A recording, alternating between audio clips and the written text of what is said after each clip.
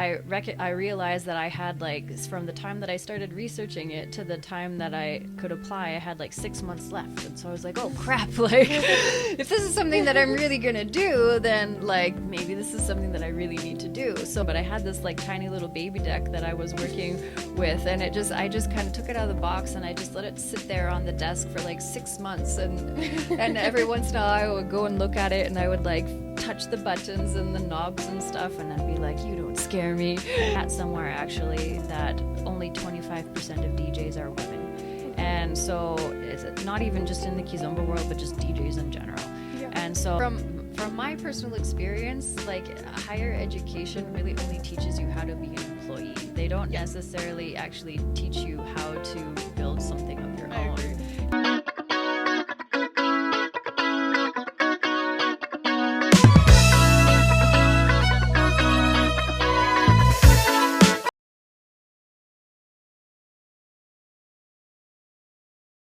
Hello. Welcome back. Thank you. How have you been? I've been pretty good. I think it's been about 2 weeks. So yeah, it's been a little bit busy. I was away out of country for a little bit for a DJ gig, and I just got back. So, and then I'm preparing for another gig coming up next weekend in Saskatoon. So I'm really So I'm getting ready for a road trip with my BFF. And going out there to play, so I'm excited about that. That's awesome. Yeah. Okay, we'll get started with a little bit of your history. So you've been a dancer, you've been in DJ, music, real estate, and now motivational speaking. Yes. So what's your journey been like? Yeah, so I would say if we want to go really back to the beginning, the start of my journey really happened. I was married at a very young age, and so I feel like that kind of set the tone for this journey that I started to go on, because my dancing journey actually evolved out of the separation and ultimately the divorce that I went through. We got married very young, and so I think we were just not really prepared necessarily for the commitment that marriage is, or nor do I think that we really understood that. And so when I was going through my divorce, I moved back to Winnipeg, and at that point in time, because it hit me quite hard, I was going through a lot of like emotional self-discovery, and at that time my mom had basically, my parents were doing ballroom dance classes. And so my mom came to me and she kind of said, like there's these dance classes, the salsa dance classes, and she's like, that's where all the young people go. She's like, maybe you should try the salsa classes with all the young people, and you can make some new friends and kind of like start healing, right? Start the healing process. And so dance for me was actually one of the ways that I really started this process of self-discovery and self-healing. I didn't really recognize it at the time, but in hindsight, looking back I started dancing in 2011. And so it's been 14 years now that I've been dancing. And for me, that was like really the start of my healing journey and my journey of self-discovery, and what I'm really hoping to help people with through the motivational speaking, Savvy Speaks. And I have like a broader idea of my vision for the future with Savvy Speaks as well. So not purely motivational speaking, but also like group coaching and personal coaching and things like that as well. But that was part of how my journey started. And what dance really did for me was kind of force me into this place of learning how to be confident in myself again, because putting yourself on the stage in that way is definitely not an easy feat, right? And so it became an act of self-confidence, and it became an act of like me stepping into my confident energy and being able to put myself out on stage in that way. And so I started performing and competing with my team at that time, and we competed both nationally and internationally.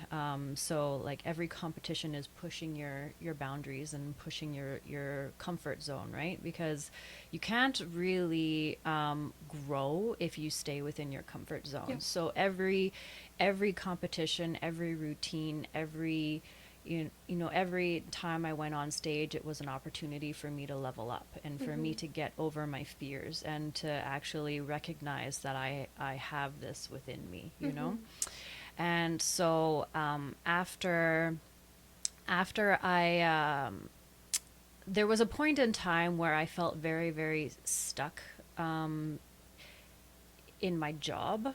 So as you mentioned, I work in commercial real estate, and I felt very stuck in my career, and I felt very much like I didn't see a path forward for the future, and I was kind of left to wonder like, what exactly am I doing here? And like, where is this going? And so I was at a point in my life where I was really trying to figure out like, what am I doing? Yeah. You know? And it was interesting to me because at that point in time, I also I had a friend, and this is something that I had forgotten, but I recently remembered. But I had a friend who came over to my house one time, and he kind of just took a look around, and he's like, you're like very comfortable here. I had a dog, I had a boyfriend, and like I had like my house, and like I had my job and stuff. And he just said, like you're very comfortable here. And he's like, I feel like maybe it's time for you to like get more outside your comfort zone. And that really just sat with me. And I was like, well, first I was kind of thinking like, what's wrong with being comfortable? Like I worked hard for what I have, and like it's okay to enjoy it, Yeah.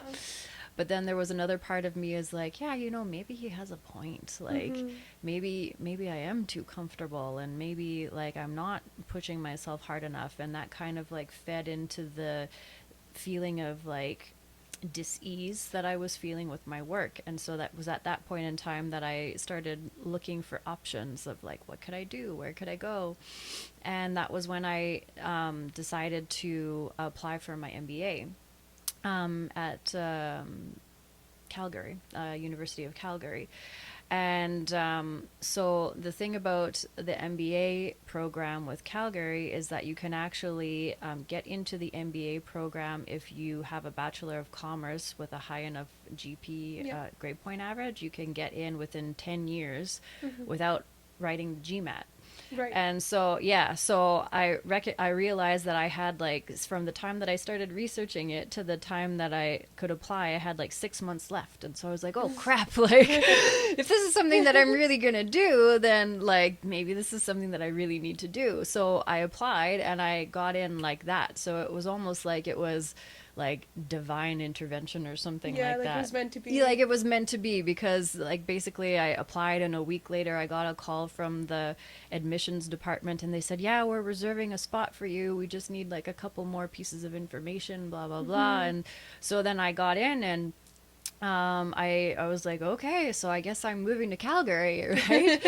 And so like this was another part of my growth journey that like, the divorce was like a big event, like a lot of these things, they happen as a big event, right? Yeah. That kind of precipitate other things, right? So the divorce was what precipitated the dancing, and then the dancing and my friend that I had met through dancing is kind of what precipitated the growth and the confidence, and then my friend was the one who precipitated like the action into. So it's kind of interesting to see how all the dots connect when you look back. And so I decided, like, I up and moved all the way to Calgary, and I sold absolutely everything that I owned, basically, and I picked up with my wardrobe, basically, and just moved over there. And I started a new life. I started school. I still had my own real estate company that I was managing at the time, but I was doing my MBA full time. And then I had started doing some performing and competing there.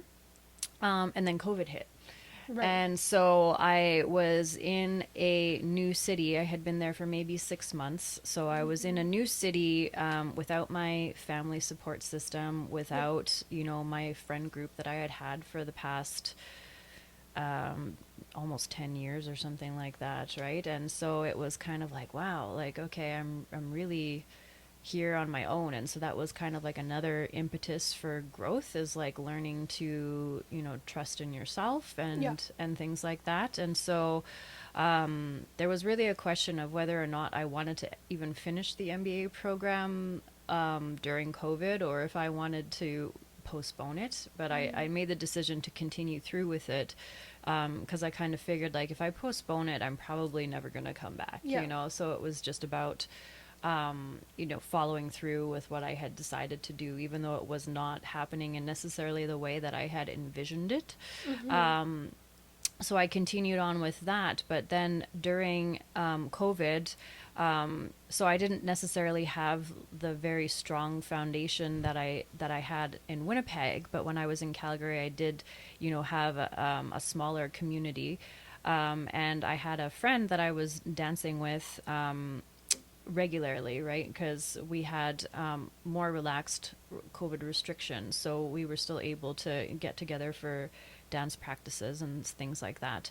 And when we were doing the dance practices, he's like, "You know what, Sam? Like, we should do a routine together." He's like, "When COVID's over, like, we should compete together." And he kind of just like kept nudging me, like, once or twice a month. He's like, "What do you think? Like, maybe we should start like Mm-hmm. planning a routine together." And so he kept nudging me and nudging me. And the thing about so we were doing bachata cabaret. And so the thing about cabaret, it means like lifts and tricks.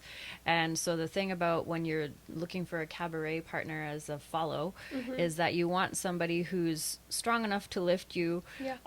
but also who is going to make you the priority, so that if mistakes happen, like, he's going to catch you Right. if you fall. And like, mistakes do happen, right? Like, I've been thrown and dropped who knows how many times, and a couple of concussions here and there. And so you want somebody that you can really trust. And Yeah. so, like, for me, my partner John, like, represented the exact kind of partner that I would want in that situation, because I knew that at the end of the day he would sacrifice himself for me if I was in the air. And so that's like kind of what you're looking for in a partner. So I Yeah. was like, okay, you know what? Like, this is something that's going to also continue to push me outside my comfort zone, Mm-hmm. because it was something that I had never done before with just one partner. Like, I'd only ever done team routines, which is a huge challenge in and of itself, because instead of just two people trying to coordinate something, you have 10 people trying to coordinate something. And that is a huge challenge in itself. But the thing about being in just a couples partnership is that your mistakes are there for everyone to see. Whereas if you have five couples on the stage, kind of can't necessarily see everyone's mistakes, right? You blend in a little bit. And so in a couple, like, when it's just the two of you, it's like you're the only one they're looking at, kind Yeah. of thing. And so that kind of continues to push you, right? Uh-huh. And we also made a point of, we wanted to do some pretty complex tricks. So again, pushing ourselves to the limits of what we were capable of, Mm-hmm. and and beyond, right? So it's like we found these tricks that we wanted to do, and we had to grow into them, because obviously you're not going to be able to do tricks perfectly right away, Yep. right?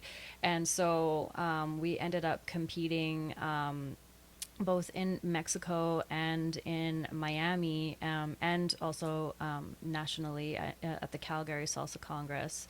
And it was kind of like the culmination of my salsa bachata career. And for me at the time, when I was doing COVID, that was when I kind of had also decided that I was going to look more into this kizomba thing, which is another genre of dance. And so for me, I started during COVID, I started doing more research into kizomba. And falling in love with the music. Like I'd already been falling in love with the music for 5 or 6 years beforehand, and so I had started cultivating a library of music, and that was really what drew me back to kizomba during COVID when I had the extra time, because we weren't performing and competing salsa bachata anymore.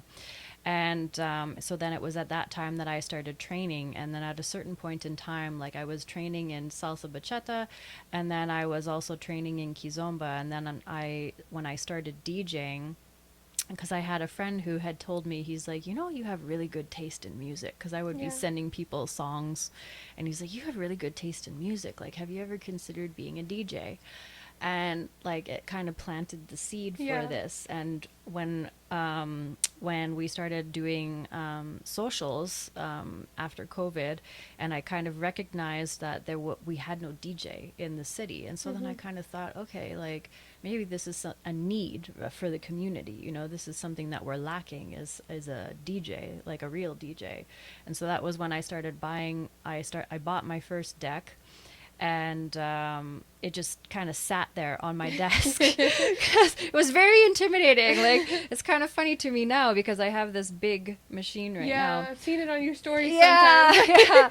So I have this big machine now that I love working with. You know, it's such an amazing machine. But I had this like tiny little baby deck that I was working with, and I just kind of took it out of the box and I just let it sit there on the desk for like 6 months, and every once in a while I would go and look at it, and I would like touch the buttons and the knobs and stuff, and I'd be like, you don't scare me.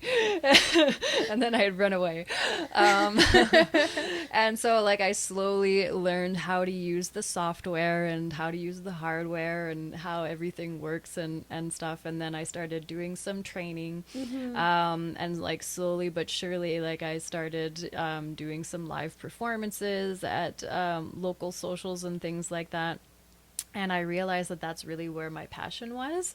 And so I decided to that was the impetus that really made me decide, like, okay, my salsa bachata career, like I had too many, like my fingers were in too many pies, you know, and it's like I needed consolidation in my life. Yep. And so for me, the passion that came for the music and the dance of kizomba and urban kiz, it was just, I couldn't abandon it. And so it was like, okay, I know that if I keep my foot in the salsa bachata world, I'm never going to truly be able to fully express myself in the kizomba world. And so that's what pushed me into, unfortunately, not continuing on with my bachata career, and moving into more of the kizomba world and the DJing. And so after the doors kind of opened, I started traveling all over the place for learning the dance. And so I'm actually also like a trained instructor in urban kids, and then also starting starting the training for DJing as well. And so and now like I'm also I'm starting the music production side of things too, which is also becoming a huge passion of mine, because there's just something so incredible about like the creation of music. And then like for me, music really is something that speaks to people's souls, and like music and dance are healing. Yeah. And so part of my healing journey, a big part of my healing journey and my confidence journey, has been through the healing that dance and music has given me. And so that's part of the reason why I'm so passionate about DJing and passionate about making music as well. And there's just something so magical about playing your I don't know if this sounds like self-centered or not, but there's something so magical about playing your own songs that we worked on. And it's like, this is my heart and my soul that's in this music, you know. And so then when you can create that as part of your sets, it's really an amazing feeling, actually. And so but as I started getting more into the DJing, what has ended up happening is that there's not a lot of female DJs. Yeah. I think in general, Yeah. I read a stat somewhere actually that only 25% of DJs are women. And so it's not even just in the Kizomba world, but just DJs in general. Yeah. And so there's not a lot of female DJs in this world. And so what has started to happen is that I've been getting a lot of feedback from women in particular who have come to me and just said, I'm really inspired and blown away by your journey because like people have been watching my journey and seeing like the what I've been putting into it in order to get where I am today, and they come to me and they say, like your journey has been really inspirational to me, and it's been really like encouraging me to want to go for the things that I'm passionate about in my life. And so that to me is such a humbling thing for people to come and say, is that if I've been able to touch other people, and if I've been able to positively impact them through my journey and my music, I wanted to see, like, because the Kizomba world is such a small world, and so like on a global scale, the Kizomba world is very, very small and very, very niche. And so I started trying to understand and figure out, okay, how can I continue to create impact in the world and uplift and inspire others on a broader scale? Because that, I feel like, as I've been coming into like my own fruition and my own growth journey, I feel like that's my purpose in life, is actually to inspire others to become the best versions of themselves and inspire others to have the courage to go for what they want in their life. And so this is how Savvy Speaks was ultimately born, was because, again, I had some friends who came to me and said, like, you really speak very eloquently, and the way that you think about things is very interesting, and you're very articulate, and you're able to get your ideas across very well. And so I had a few friends come to me and say, like, have you ever thought of being a motivational speaker? Because I think you'd be really good at it. And so again, like, planting the seeds, and I'm like, oh, like, maybe I should try this. And so that's kind of, again, how Savvy Speaks was born, as somebody planted a seed. And, it took, like, from the time that someone planted the seed for me DJing to when I actually bought my controller was about a year. And I would say it's about the same for motivational speaking. By the time someone planted the seed and it started to percolate and grow, and I was like, yeah, I feel like this is something that I really want to do. And so that was how Savvy Speaks was born. And ultimately now my vision for Savvy Speaks is so much bigger than just motivational speaking, that I'm really excited for it. Yeah, so, I think like you said, this is something I really want to do. I think that as adults, we really take that for granted sometimes. Like, no one is stopping us anymore. Like, when you're kids, you have to listen to your parents. And to an extent, like, they're there for a reason, and they're guiding you for a reason. But, like, you do what you want to do. Right? I think that that's, like, the most beautiful part of just being an adult and choosing and making your own decisions, is that you just do what you want to do.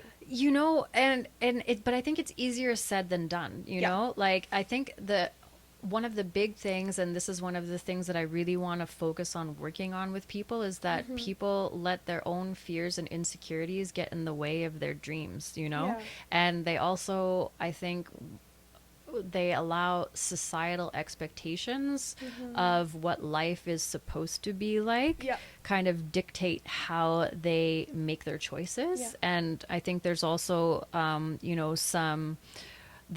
some like expectations of I don't like to blame parents for everything, right? Because at the end of the day, we're adults and we make our own choices. But like when we're children and we get this idea put into our heads of, okay, like, we're gonna go to school, and then we're going to go to university, and then I'm going to become a doctor or Yeah. a lawyer or an engineer, Yeah. or whatever it is, Yeah.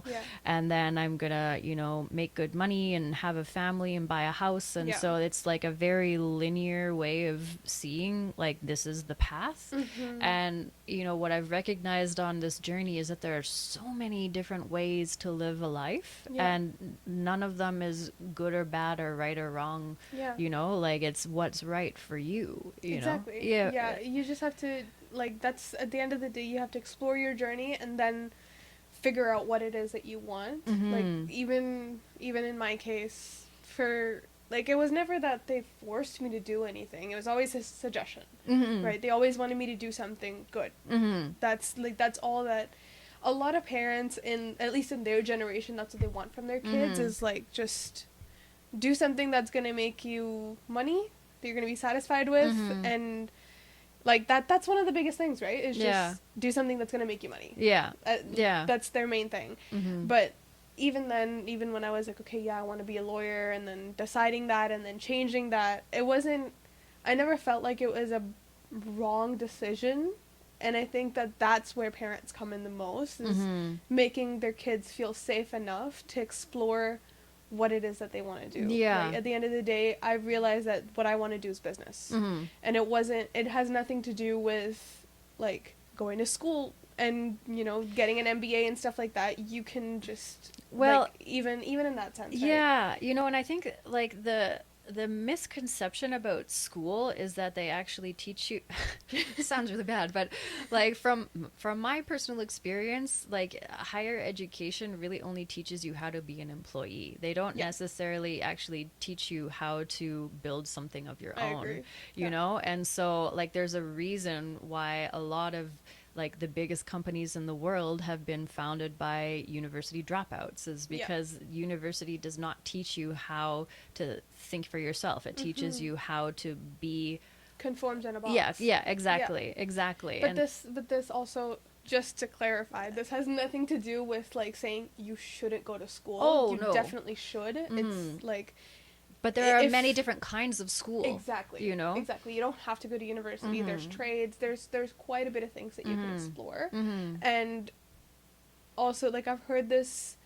I've heard both sides of the story from a lot of people. It's like one of the biggest companies is found by university dropouts, but those dropouts also got into like huge universities, right? Like, they were smart enough to get into universities like Oxford, Harvard. So if you're that smart, sure, like, it makes a difference. If you're gonna go to a super small university and then be like, okay, yeah, I'm gonna be a university dropout, and then like create a big company. It's not to say that it's not possible. It definitely is, but your aptitude and your, like, not smartness, but I think it's I guess drive. it's drive. And your drive will vision. be very Yeah. different Yeah. than from somebody that is like that went to Harvard. Yeah. Right. Yeah. It's different when you go to university and then you figure out like this is not where I fit in. This Yeah. is not what I want to do, because I think you're right. University does prepare you to be an employee, not a business owner. Yeah, exactly. Right? And because they're not teaching you how to manage people. No. Right? They're- They're managing you. Yeah. They're not teaching you how to do that. Yeah. They're teaching you like basic principles. They're teaching you It's still moving. We're good. they're teaching you basic principles, but they're not teaching you how to apply them. Yeah, yeah. And so, yeah, that was one of the things that I, like, in hindsight, the MBA served a purpose, I suppose. Like, for me, going to the MBA program was because it was a real estate MBA. And so I wanted to make sure that as a real estate entrepreneur, like, I actually knew, like, I was walking the walk and talking the talk, right? Yeah. And so that was the reason for me.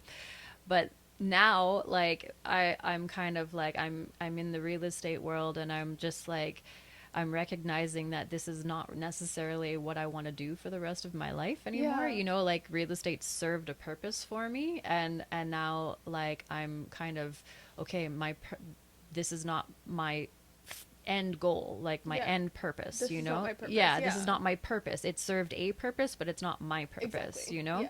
And so, like, for me, university served a purpose in terms of, okay, helping to educate me and giving me the skills that I needed to cope in the moment. But now that I'm starting my own business, you know, again, but it's a different kind of business, you Yeah. know, like, and so I'm learning so much about like online stuff that they don't, again, they don't teach you in university, Exactly, yeah. right? And so this is all stuff that you need to educate yourself, right? And Yeah. so that's what I'm also talking about, like different kinds of education is like learning how to create a website and learning how Yeah. to like integrate your payments and things like that. And this is all stuff that they don't teach you how to do, learning how to, you know, do online marketing and sales. Like, Yeah. I mean, Maybe in like some specific classes they'll tell you the principles. yeah, But you won't do it. yeah. Well, and the other thing is like they're gonna caveat this with like graduated with my BCom in 2010. So I mean, like online sales and retail wasn't necessarily big thing it back wasn't as then. big thing back then Yeah. as it is now, you Yeah. know. And so like maybe it's changed. The university system has changed, and maybe they do teach this in marketing, but like they certainly didn't when I was going in to school. And so yeah, it was something that served a purpose, but now it's like, okay, I have to it's like about continual education, right? And now Yeah. I'm learning new things and new principles, but Yeah. not from a university institution. I think that once you choose to be a business owner, it's always education. Always. All the time. Always. There's never going to be a moment where you stop learning. Mhm. And it's never conventional education. It's Mhm. always experiences. That's always where you're learning from. Yeah, yeah. Right? Even the last recording that we did, that right? Like there Yeah. was some learning from it. Mhm. I still have no idea what but the learning that I got from that was Always like, check your audio. yeah, check like 5 times beforehand. Yeah. And check right after, make Yeah, sure that yeah. it actually was recorded, you know? So once you start doing this stuff, that's when you start learning. But even in DJing, like I can apply the same principles in Exactly. DJing, right? Like every single time that I set up my gear, I have a system that I go through and I guarantee you that every system check that I've done is because I messed it up at some point, and it was like, oh, like I didn't have my master tempo turned on, so it was off key, or like, Exactly. you know, like something happened. I didn't check to see, for some reason, I don't know why, but like my songs, they'll just like disappear from my library. And so it's like, okay, check to make sure that my songs are actually in my library, you know? Yeah, So it's, it's the same thing with social Yeah. media marketing again, right? It's all trial and error, and that's where you learn from. And I think all of life, regardless Yeah. of whether you're in university, out of university, in relationships, Yeah. at any point, it's all trial and error. It is.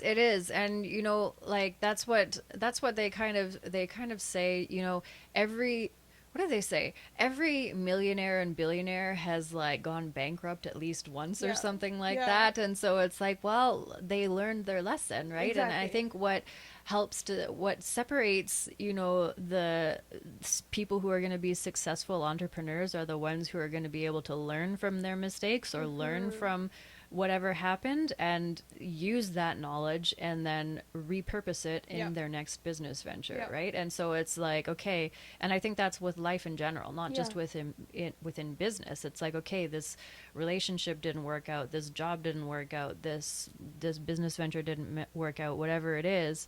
And it's like, okay, trying to diagnose the why did this not work out and what can I learn from it so that I can be successful the next time, Yeah. you know? Yeah, I think that's the way that a lot of people have shifted their mindset as well, but there's a lot of work to do still. Like there's another quote that says, "I'm not lucky. I've failed more times than you've ever tried." And I don't really like that quote because it sounds very like egotistic to me. You could be feeling different, but then it's also not about failing, it's about how you react to the failure. Yeah. Right? Yeah. If you're gonna fail and then you're gonna be like, oh my god, things are terrible, and then you're gonna shut everything down, then that's not helping you. Then you haven't failed, you've just stopped. Yeah. Right?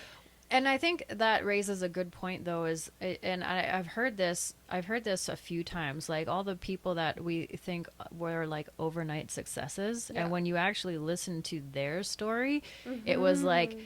10 years or 15 years Yeah. of putting in the work, and then all of a sudden they like something shifted and Yeah. they popped, right? And Yeah. so it's not like they were an overnight success. They were putting in the work Yeah. consistently and diligently for 10 Exactly. or 15 years. Exactly. um, Almost every like big podcast that even I mhm, watch, right? Like I mhm, watch these like huge Indian podcasts, mhm, and mhm, even those like one of them's been doing them for like 10 years, the other one's been doing them for like 5 6 years. He started just around COVID. mhm, That's when people started listening to podcasts, mhm, right? And it got famous, and now, mhm, and even at this point I feel like the entertainment industry is not as saturated mhm, as it would be. Like mhm, even for example, like there's a business in Winnipeg, and Indian clothing and Indian jewelry was, up until like just after COVID, was such a big thing. Almost mhm, everybody was doing it. Like we mhm, even tried doing it, mhm. but my mom and I, we just didn't have enough time to put into the social media aspect Yeah. of it,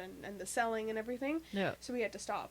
There was somebody that started about 6 to 7 months after us, and there were people that started way before us. Mhm. The people that started way before us, because they weren't consistent and because it's the drive, right? Mhm.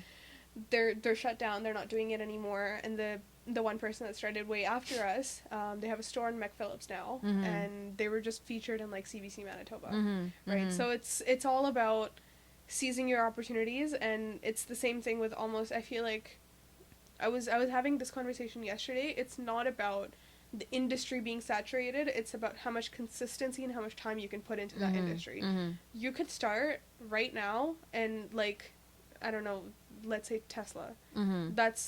They're one of the leading electric cars. Mhm. People aren't No, buying maybe them not right now, well, but yeah, yeah, maybe not right now, but for quite some time they yeah, have been. yeah, yeah, yeah.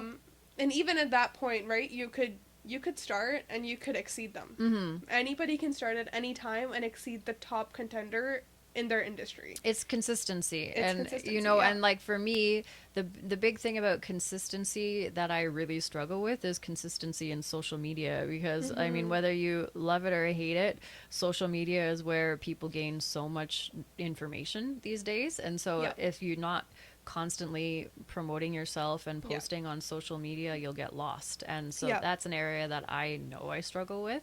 Yeah, I think on social media, a lot of people now in this generation are here for information. Mm-hmm. Like nobody's there to doom scroll anymore, Mhm. unless they're like, that's the whole purpose. Mhm. A lot of people, like even my feed Mhm. is all social media marketing, how It's to all promote marketing. yourself, It's how to crazy. promote your business. Yeah. That's all it is, Yeah. right? Even I was saying this quite some time ago about my degree. Mhm. I'm doing women's studies. Mhm. Everything that I'm doing, all the theories that I've learned over the past like almost 4 years now, it's all online. Mhm. Everybody knows this. It's common knowledge. Yeah. So yeah. my degree at this point, the education I have from it, it doesn't hold any value. Well, and that kind of calls into question again, like the value of a university degree and whether or not it's really there anymore, Yeah. because all the information that you can get from a university degree, you can get for free online or like on Exactly. YouTube or something like that. Exactly. And I so, think that's not even just with bachelor's degrees, it's with anything. yeah. You could get medical information online, you could get legal information online. Well, you can use Everything is everywhere. Chat GTP to write up your legal documents, Exactly. Everything is everywhere. Yeah.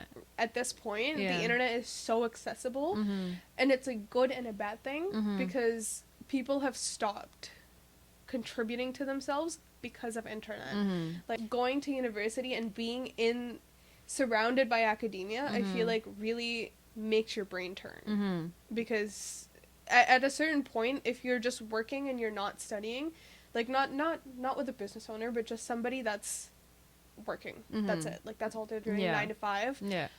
you're stuck, right? You're not well, doing you're anything. stuck. You're not doing anything. You're not growing your mind. You're not. Exactly. Yeah, you're not growing your ideas. And so, like for me, even though like I went to university and I went and I got my MBA.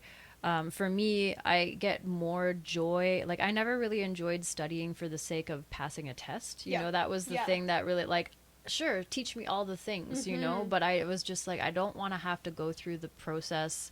To me, it just seems like this arcane process of like testing for the sake of testing. And then that's where I think a lot of people lose their joy of learning, is because it becomes more about the test and less about the actual learning process. And so for me, that's why I actually really enjoy like just reading books, you know, like my nightstand is, I have like a pile of books this high on my nightstand, and you know, like I'll read one book and then I'll be like, okay, like what does this book say, and then I'll like go through 5 books and then I'll come back to the first one, you know, and it's just like based on what I feel like. But that for me, that is how I love to learn, but I also really enjoy this, you know, this kind of learning, because now we're having a dialogue, we're having a conversation, and that's another kind of learning that I really, really enjoy, is just having like in-depth intellectual conversations with people, like, oh, like this is what you think, that's interesting, tell me more, like why do you think that, like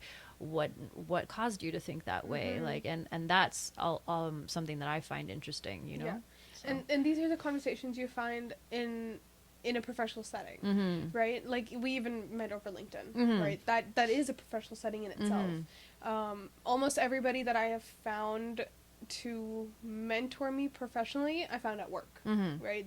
There's never been somebody that I've met like at university. Professors half the time don't care. Like it's as simple as that. They're not really invested in you. No.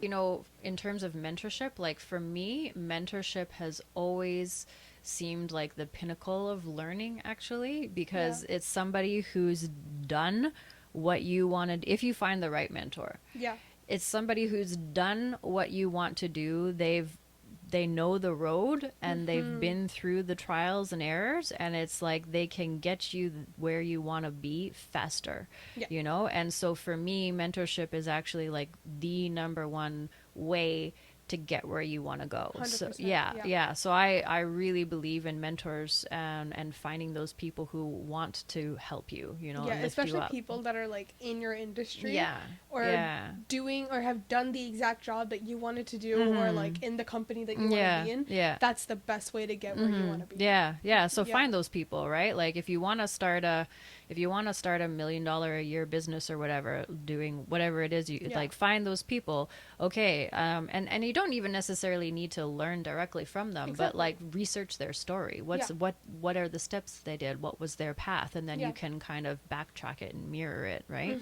And so it's about like finding those people that again inspire you to go where you want to go, and then also surrounding yourself with people who want to see you succeed, right? Because I think another thing we spoke about a lot last time was the support system, and so making sure that you're surrounding yourself with people who are supporting your vision and your dreams for your future, and who want to see you succeed. Because I think what people don't realize, and I know this is a common trope, but you're like the average of the 5 people that you surround yourself with. And so if you're surrounding yourself with low vibrational energy and people who are just like going to their jobs, coming home, and then drinking and watching TV at night or whatever, like guess what your life is going to be like? That's probably it. But if you're surrounding yourself who have like big visions and big dreams, and like they're talking big numbers, you know, like that's the kind of life that you're going to end up cultivating, is because that's the energy that's around you.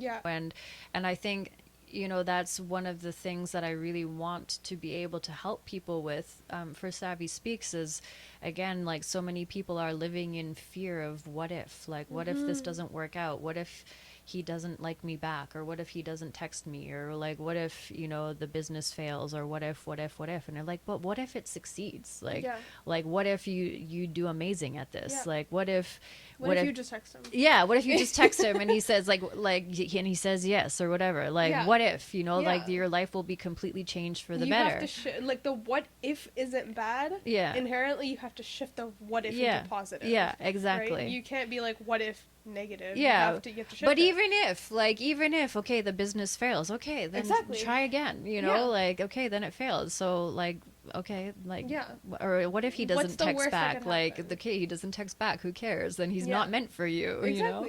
Like, I think that's like the one thing that once you understand, like it'll make everything easier for you, is that like just what's the worst case scenario? Genuinely, like, Yeah. what is the worst that could happen? You Yeah. could invest thousands of dollars into a business and lose it all.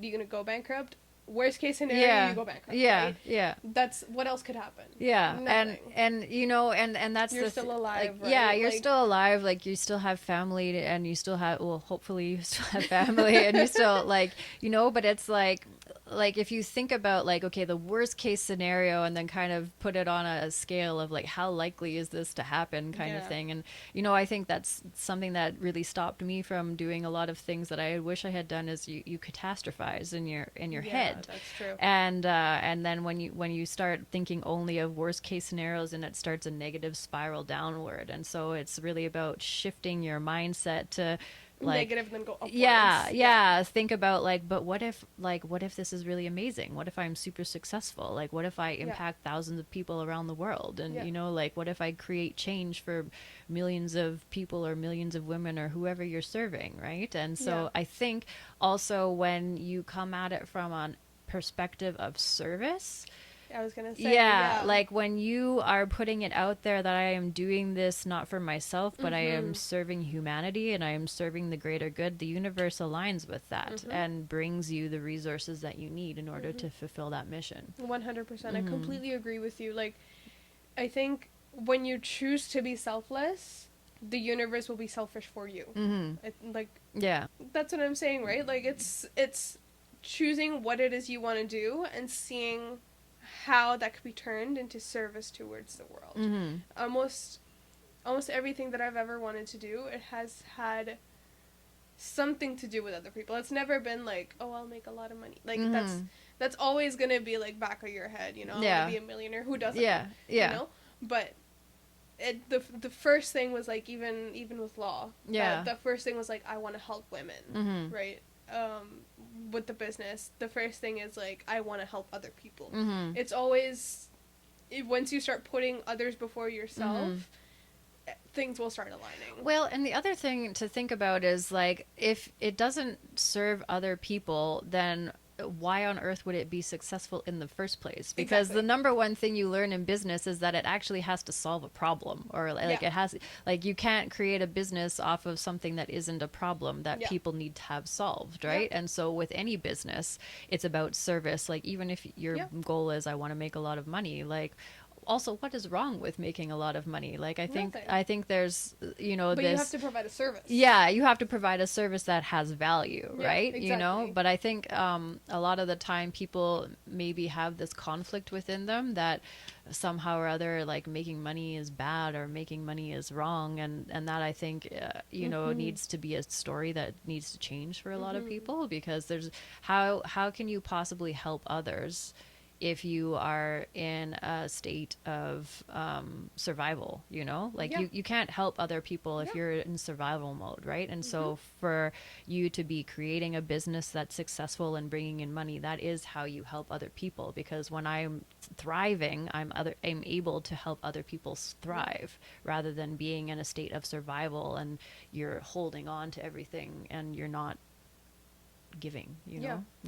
Okay, thank you so much again for coming. Thank you again for having me. There's so much more for us to talk about. Yes. Maybe in another episode. Yeah, maybe in part another 2. episode. Yes. Okay, thank you so much for coming again.